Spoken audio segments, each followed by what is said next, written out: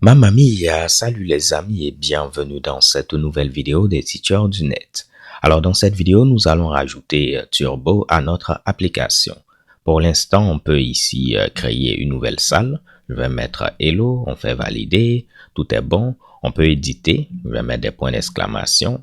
On peut revenir voir toutes les salles. Je peux venir au niveau d'une salle et puis rajouter des messages. On met Mamma mia, vous voyez que tout marche. Le seul problème, c'est que pour l'instant, on a des rechargements complets. Donc, à chaque fois que je clique, on a un rechargement complet. Et dès qu'on va rajouter Turbo, normalement, on n'aura plus de rechargement complet. Donc, ça va être simple, vu qu'on a déjà eu à installer Turbo au niveau de la précédente application. On vient au niveau de Symfony UX Turbo et on nous dit que pour l'installer, on doit faire un Composer Require de Symfony UX Turbo. Donc, je vais venir au niveau de mon éditeur et puis on va coller ce Mitsubishi. Pendant que l'installation est en train d'être faite, je vais changer un petit truc. Donc, si on regarde Room Controller, vous avez vu, on avait rajouté un peu de requirements. On avait dit que l'identifiant devait être, disons, un nombre. Donc, un ensemble de chiffres en grosso modo. On va faire la même chose au niveau de message.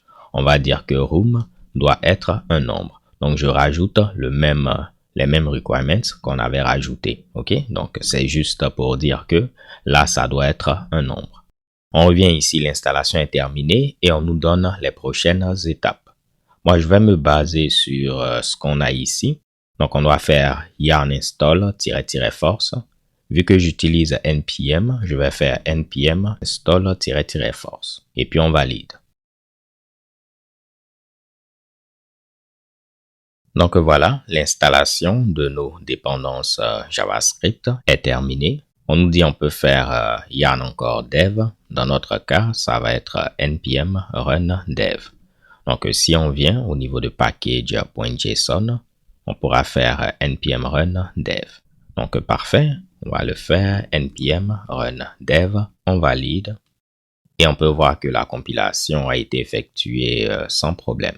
Si on vient au niveau du navigateur, on ne va rien voir comme modification. Vous voyez, on a toujours un rechargement complet.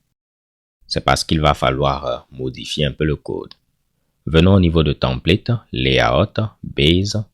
Donc, c'est là. Vous vous rappelez, on avait tout ce qui était en rapport avec Webpack encore qui était commenté. On peut enlever cette ligne-là, vu que Turbo va installer Webpack encore directement. Là, je vais décommenter ce Mitsubishi pour avoir tous mes fichiers de style et puis décommenter cela pour avoir tous mes scripts. Normalement, en installant notre ami Symfony UX Turbo, Turbo va être installé, il va être disponible et tout est bon. Donc, si on revient maintenant, on tente d'actualiser. On voit que la couleur de fond change.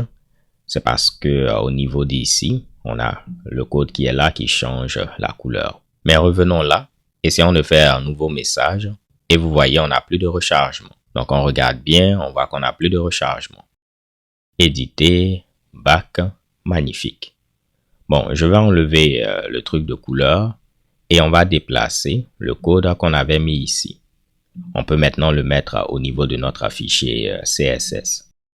Donc, on vient ici, on enlève la balise style. Il va falloir recompiler nos assets. npm run dev. Si on voulait le faire pour la production, on allait faire un npm run build. Donc ça c'est pour la prod. En développement, on aurait pu utiliser également npm run watch. Comme ça, si on fait des modifs, il allait recompiler. Bon là, tout est bon. On vient là. On vérifie de nouveau que tout continue de marcher sans rechargement. On peut afficher l'inspecteur. On voit qu'on n'a pas d'erreur JavaScript également. Essayons de créer un nouveau message. Je vais mettre Hello. On valide. On voit que Hello est là. Essayons d'éditer notre Mitsubishi. On voit que tout est bon. On va créer une nouvelle salle. Je mets New Room. Notre salle est créée. Notre message flash à la bonne couleur. Mais si vous vous rappelez, on aura un petit problème avec les validations. Donc là, je ne remplis rien, je fais Create et on voit que rien ne se passe. Si on affiche l'inspecteur, on nous donne la même erreur qu'on avait eue au niveau de l'application précédente. Donc, en cas d'erreur de validation, il faut retourner un statut code 422. Depuis Symfony 5.3, en lieu et place d'utiliser Render, on peut utiliser Render Form. Et si on regarde Render Form, en cas d'erreur de validation, le statut code 422 va être seté et puis tout est bon. Donc, partout où on a des formulaires, je vais tout fermer. On vient au niveau de SRC, message. Là, on a utilisé Render Form.